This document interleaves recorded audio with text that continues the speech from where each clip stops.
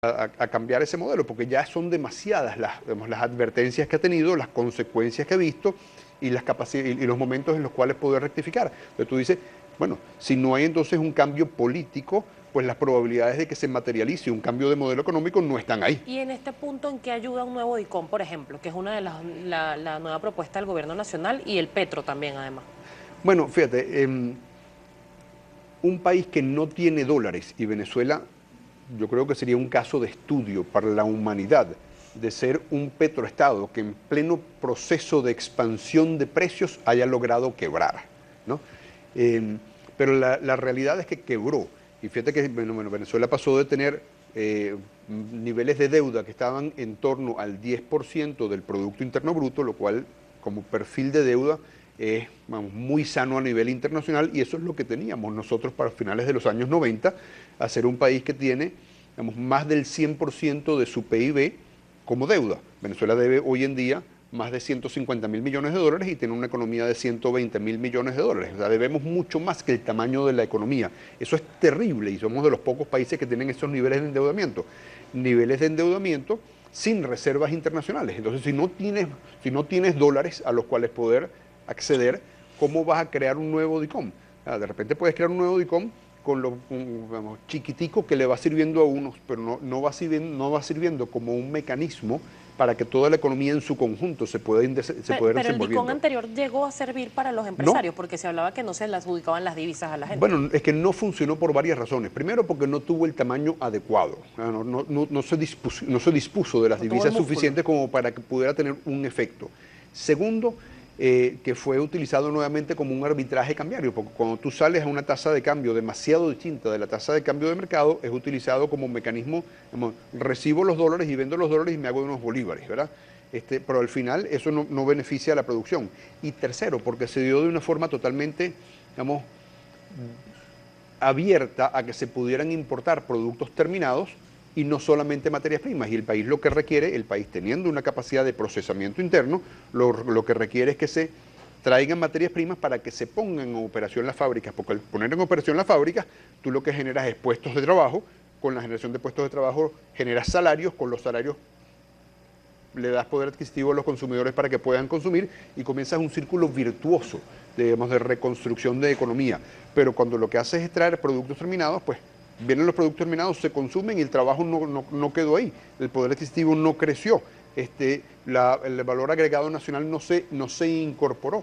Entonces, el DICOM fue chiquitico, fue utilizado como arbitraje cambiario y no benefició a la producción. Entonces, hecho de esa forma, otro DICOM hecho de la misma forma, pues no traería ningún beneficio. El petro, bueno, el petro la verdad es que yo no entiendo qué es lo que es, ¿no? Creo que muchos venezolanos no lo entienden Sí, tampoco. y las criptomonedas, yo tampoco entiendo qué es lo que es. Cuando uno, como actor informado, no entiende, bueno, quiere decir que por detrás lo que hay son circunstancias propias de esta serie de acciones que se van tomando dentro de los mercados financieros, como pueden ser los derivados, como pueden ser los créditos estructurados, que al final terminan en grandes fiascos, fracasos y crisis financieras. Señor Arqueaga, hay preguntas por acá en @primerapágina y quiero rescatar esta que escribe el señor @Bolívar Piso Divisa. Existe un fenómeno en Venezuela que si dolarizamos la economía eliminaríamos la crisis de raíz. Por ello ven a políticos de la MUD como los del gobierno negativos para lograr esa meta y le pregunta lo siguiente. ¿Qué opina que bueno, no entiendo acá mucho la manera de escribir, pero dijo, ¿qué opina de Lorenzo Mendoza como el Mesías? Le pregunta el señor Bolívar Divisa.